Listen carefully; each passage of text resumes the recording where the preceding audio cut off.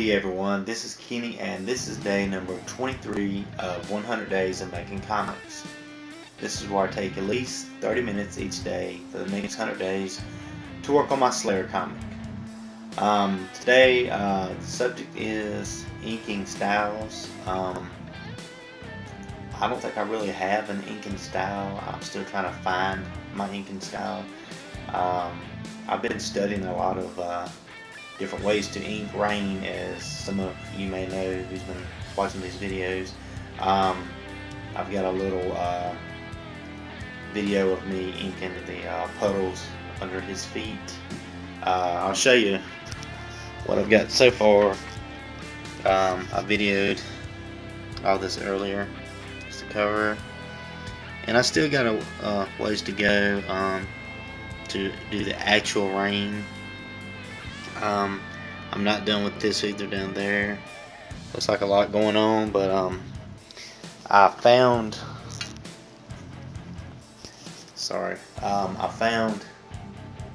this gel pen. I've been noticing a lot of guys using this a lot, guys and girls using the gel pen.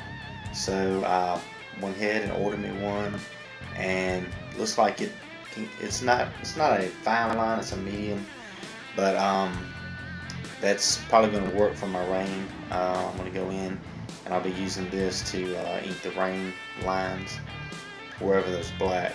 Then I'll go in and use black ink for, on the white background for the lines. I'm still playing around with it.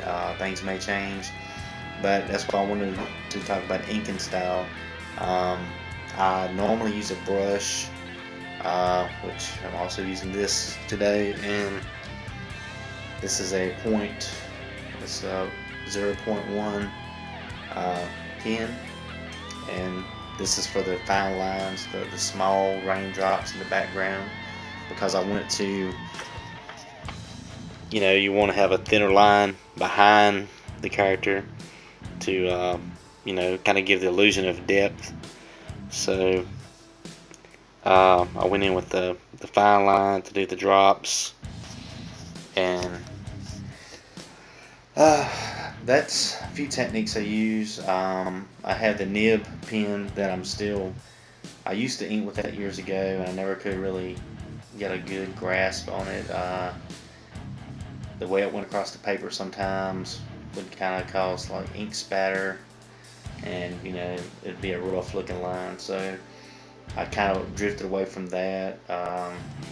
Anyone want to comment below and tell me what you use, or a certain way you ink something? Feel free. Also, I want to talk about Scott Kirkland's comic, The Young and the Dead. I told him I was going to read that this weekend, and I did. I got up early and read issues 1 and 2 this morning. I really enjoyed it, and I'm looking forward to issue 3.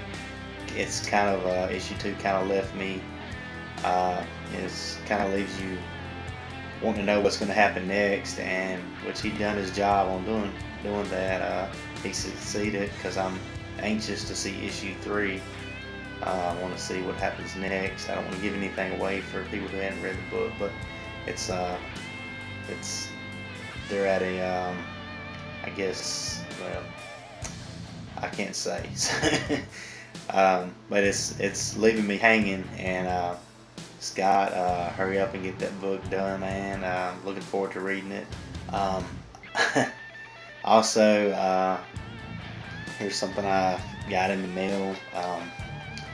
Popeye, in honor of paying respects to Robin Williams. That's one of the movies that grabbed me when I was a kid. We didn't have HBO or any other movie channels when I was a kid, because we lived too far out in the sticks. But everyone in the city had, the option of having, cable.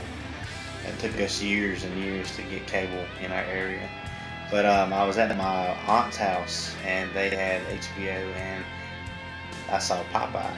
I was just a small kid, and it just fascinated me. I mean, it was cool, and I'd never really seen many movies before, and it was how they captured and made him look like Popeye. Back then to me it was amazing. But at the same time, I was wanting to sit there and watch the movie, and we had to leave. I think I watched maybe 30 minutes of the movie. I can't remember exactly.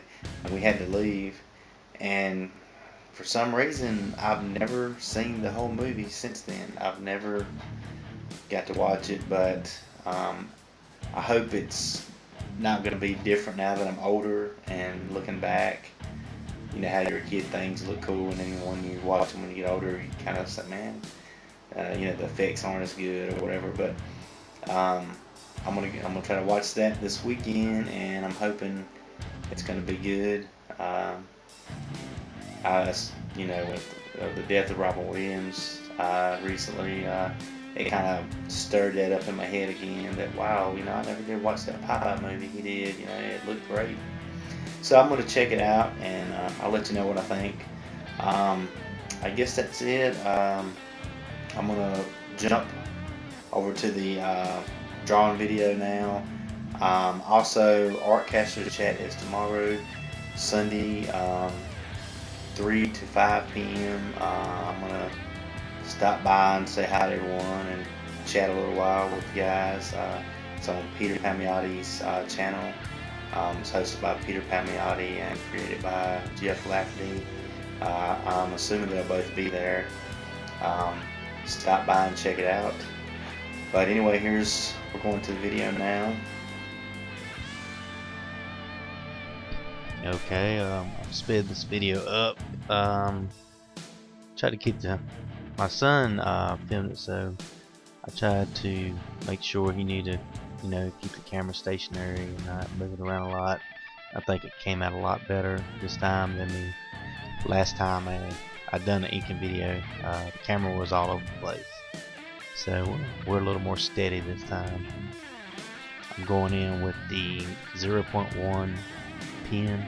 That's a lot finer line to do those raindrops. That's where I started at, doing all the drops. There's a lot of drops there. I went in and actually added a few more here and there. Talking about inking, there's a lot of great books out there. Some of them I have is the DC Comics Guide to Inking, The Art of Comic Book Inking by Gary Martin with Steve Rude, and it features a lot of other inkers. I'd say some of the inkers I admire the most is probably Jimmy Palmiotti. He's done probably more comic books than anyone that I know of. I'm sure there's a lot of guys out there that's done a lot of books, but it seems like Jimmy's been doing it non-stop since the 80s, and he just keeps going and going. It's like he's a machine. Scott Williams, I like his inks over Jim Lee's work. The hatching, I like the way he incorporates the cross hatching in his style. Joe Rubinstein is another great inker that I admire. Another great inker, Joe Hubert. He's an old school guy. He's passed on now, but I've seen some books with some instructional inking stuff in it. You can learn a lot from him. Will Eisner, another one. Gil Kane. There's a lot of great inkers out there. There's so many to learn from. I mean, everyone's got a little something they do different that kind of establishes, and I guess it'd be their trademark style. It's something that makes it their trademark, the way they ink. That's really hard to do when you're inking over someone else's work, is to have a certain style that stands out in your inks. I think it takes years of practice to get that good. Mike Mignola is another one that I admire. You know, his dark style, and I like the way he does, you know, stuff like statues, and he goes in and has the white lines over the black to, you know, show the cracks and stuff. There's a lot of guys out there that can eat really good, that I admire. I'm trying to zone in on a specific style that I want to be similar to, I guess.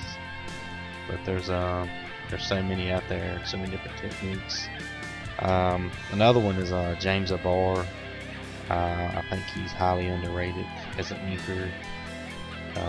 He's got a lot of cool effects. If you look at his Crow graphic novel, he's got a lot of ink spatter.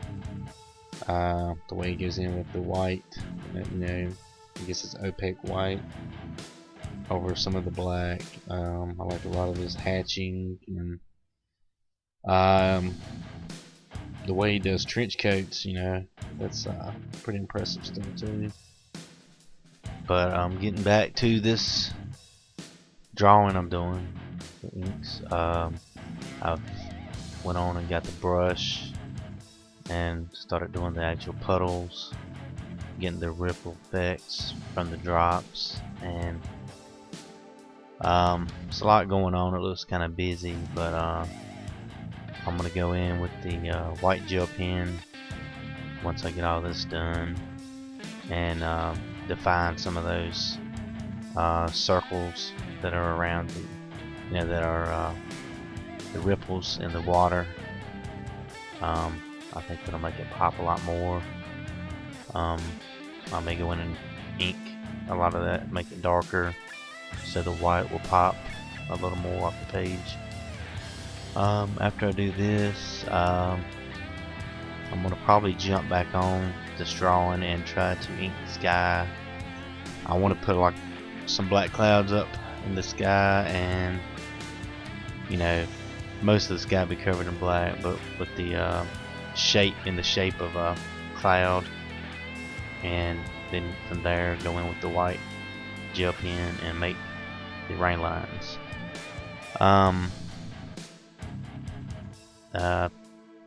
Got a lot done today. Pretty proud of myself. I'm gonna keep at it though and try to get some more done tonight. Alright, this is Kenny, and I will see you all tomorrow. Stop by and the Artcasters and check that out, the chat tomorrow. All you out there who like what you're seeing and want to see more, just hit the subscribe button, like, comment, it's all appreciated. And I'm trying to play catch up on all the other D100s videos from other people out there. I got behind again during the week where I've worked so much, but I'm gonna try to play catch up the next couple of days. Alright, this is Kenny, and I'll talk to you later. Take care. Peace.